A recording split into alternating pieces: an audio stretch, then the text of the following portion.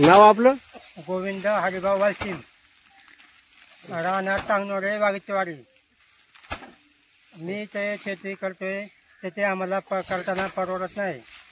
नुकती पावसाचे आम्हाला किती कष्ट करावे लागतात. किती कष्ट करताना तरी आम्हाला किती मेहनत करावी लागते. पाणी ओढून पडतोय, खाली गावात आम्हाला पाय सोडावे लागतात.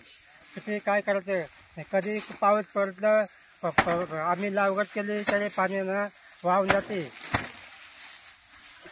पाणी भात लावता आमचं कधी पाणी पडलं, कधी भात लावलं, खत लावलं तरी पाणी आमचं भात पडून जाते, मरते जळते. तरी आम्ही एवढं राब कष्ट करायचं, आम्हाला मंजूर भेटत नाही, काय नाही. किती आम्ही कष्ट करायचं, किती काय करायचं.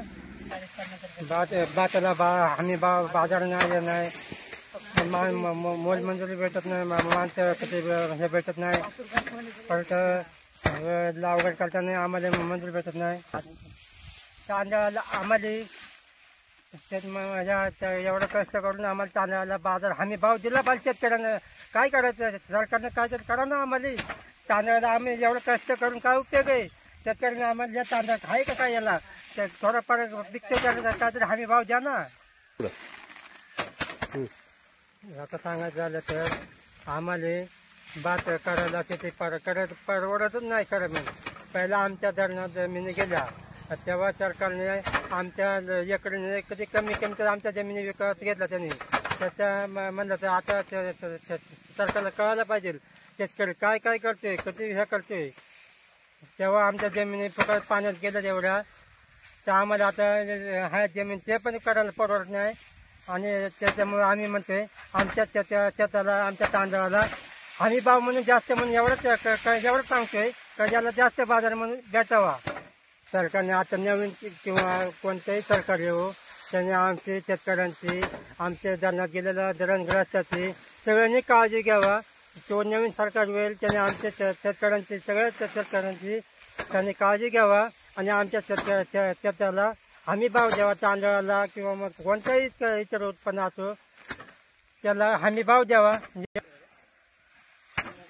आता निवडणूक होती तर सगळे आमदार, माझे आमदार आले, इतर आमदार आले, अपक्षवाले आले, किती आमदार आले रस्त्याने आले, 10 गाड्या घेऊन आले, रस्त्याने बुडकून निघून गेले.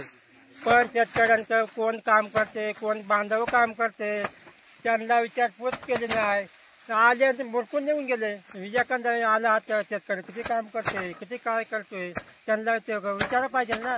नित्य यायचं, इलेक्शन आलं, मतदान आलं, यायचे 5 वर्ष एकदा यायचं मतदान मागायला, फक्त मतदान मागायला.